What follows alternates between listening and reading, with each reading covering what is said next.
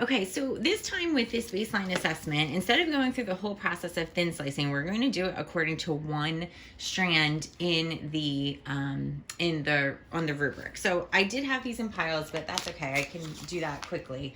So I had this is from the Writing Pathways book, the rubric for narrative writing for first grade. First grade is still going to show other grade levels as well, and I think I'm going to actually move down to elaboration and take a look at their writings based on that. So if you look at this one is kindergarten level and this one is first grade level. I do not believe we have any that are going to be on second grade level right now. We might even have a couple that are in the kindergarten stage. But this one, the writer's story indicated who was there, what they did, and how they felt.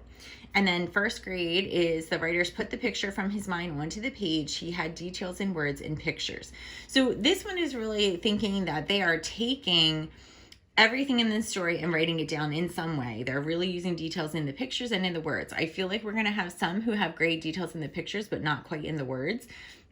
And here, and that means we also have who was there, what they did, how they felt, details like that.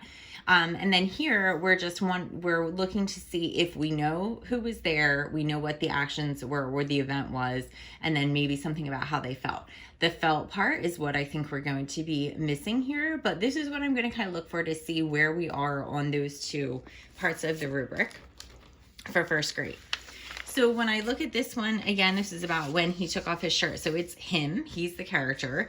I don't know where he is. I do know he was waiting for the bus or getting ready to go on the bus. I do know he took off his shirt.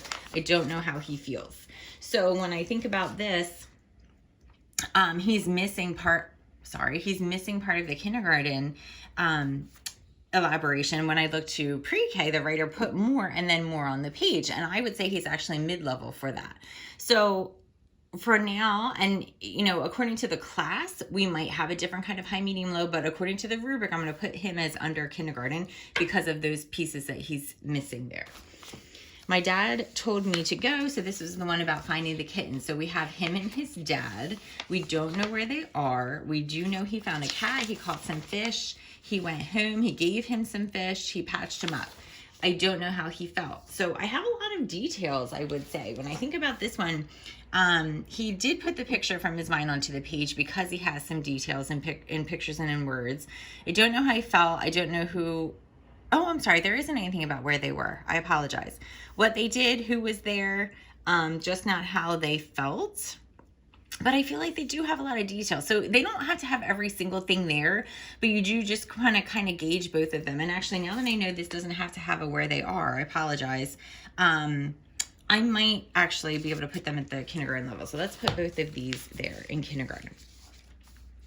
Okay, so I went to Monster Jam. So we have him. When we look at the pictures, we see the truck. I don't know, this must be other trucks. This looks like the audience because I can see people in the picture. It was in 2022. I don't know what that is. Could be the building where I went, not sure. I am going to Monster Jam again. So this isn't really part of the story, so that's one thing to think about. He has him, he has that he went to Monster Jam, and he has when it was. I wouldn't say he's at the first grade level. I think I'm going to put him at the kindergarten level. I went to the beach when I saw sharks. So it's him. He's at the beach. He saw sharks. So that's his action. We were going home. We see him and Dad. 10 news. Maybe it was on the news. And then we see a bus, maybe, or his car or van. Something at home. So let's see. The writer's story indicated who was there, what they did, and how the characters felt. So we don't have a felt. We do have who was there. We do have what they did. And then he put a picture from his mind on the page, and he had details and pictures and words. Definitely has details and pictures.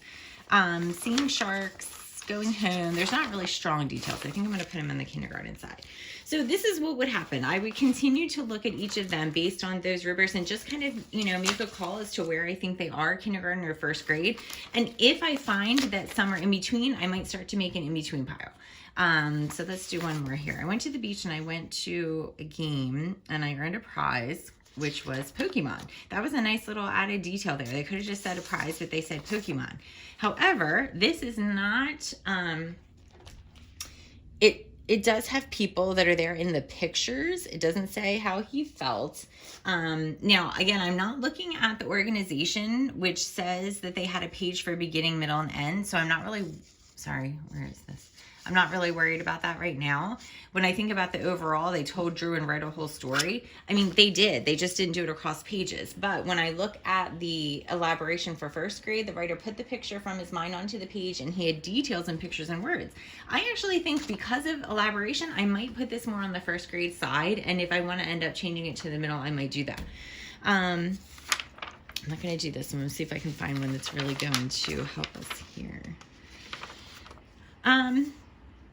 When I went to see Puss in Boots, and we have a fabulous picture with people on the stage, I saw Magdalena, so that's another thing that she did, another person that was there, and I got to sit next to her, so that's an action that she did. So we don't have the feeling. We do have a little bit more detail, so this one might be in the middle for me. So when I am done that, and let's say, I think this one does not have many details. Like, because I broke my wrist, this is me, I'm at the doctor's, but it's not a full story, so I would definitely put it down here. So now that I have them separated in 3 piles according to this strand on the rubric, I will be able to see how many of my students are in this in-between level. And even if they're in the in-between level, what do most of them have here, and what are most of them missing? And I think almost all of them are missing how the characters felt. So that's something that we want to include in the teaching of our unit. When I want to think about what they did, that might be something I need to progress. And then if I have quite a few of them here and they're really adding some extra details, that's what I really want to push for my students here that don't maybe have many details. And then you can do this process for any part of the rubric, for anything that you wanted to look at in your writing. So let's say we did go for the story across pages, or having the beginning, middle, and end. You would be able to, you could sort them that way too, and that would help you to decide what you might be teaching in your unit as well. Then when you finish the unit and you do this assessment all over again, which you would just ask them to write a narrative story the same way you did in the beginning, you would be able to do the same thing, and you could take a look at your data to see how many of them did you have in the middle pile, how many of them were on the kindergarten part of the rubric, and where did they move up. So thin slicing is super helpful for your instruction.